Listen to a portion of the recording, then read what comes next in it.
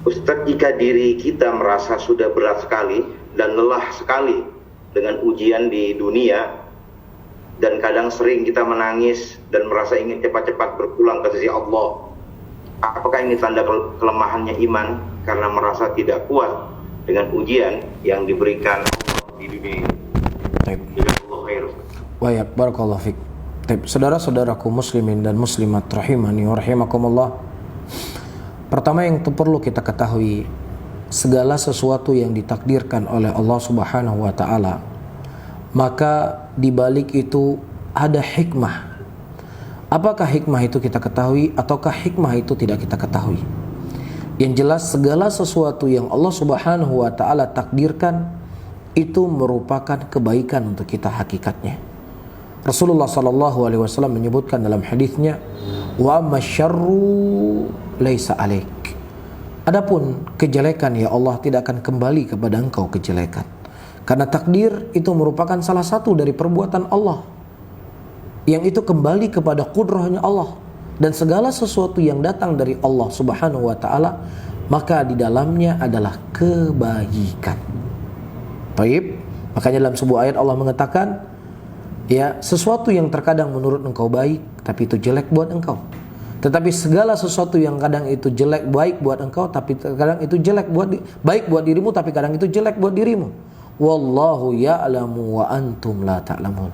Maka Allah yang mengetahui sementara engkau tidaklah mengetahui. Nah, ketika seseorang itu diuji oleh Allah dan dia merasakan dia berat dengan ujian tersebut, Allah telah mengatakan dalam ayatnya, la yukallifullahu nafsan illa wus'aha. Allah tidak membebani seseorang kecuali apa yang dia mampu.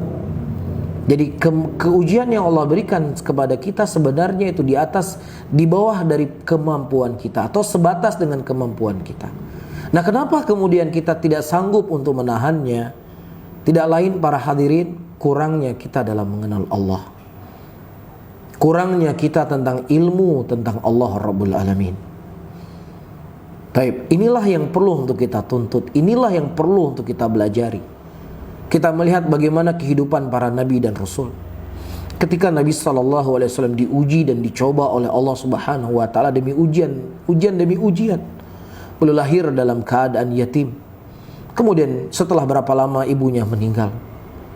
Kemudian beliau dipelihara oleh kakek beliau dan kemudian kakek beliau juga meninggal. Kemudian setelah tumbuh dewasa, Rasulullah SAW terlebih ketika membawa risalah kenabian, ujian demi ujian terus bertubi-tubi kepada beliau. Meninggal istri beliau Khadijah, meninggal paman beliau Abu Thalib, beliau diusir dari Taif dengan beraneka ragam ujian. Tetapi beliau berkata, laqad udhiya Musa akthar min hadza fasabara. Dan sungguh Nabi Musa telah diuji oleh Allah lebih besar daripada ujian saya ini, tapi beliau bersabar. Tidak akan mungkin Allah memberikan ujian kepada saya dan kepada antum semuanya melebihi daripada ujian yang Allah berikan kepada Nabi. Nggak mungkin. Karena seseorang itu diberikan ujian oleh Allah setingkat dari keimanannya. Dan iman kita tentunya sangat jauh dengan imannya Rasulullah. Sehingga nggak mungkin ujian kita sebesar ujian yang menimpa Rasul. Akan tetapi kesiapan hati kita itu yang kurang sebenarnya. Itulah yang harus kita didik. Maka di antara hal yang bisa memberikan ketenangan pada diri kita, di antaranya kita membaca doa yang diajarkan oleh Nabi SAW. Ma min abdin yusabu bi musibatin thumma yaqulu inna lillahi wa inna ilaihi raji'un. Allahumma ajirni fi musibati wa akhlif li khairan minha.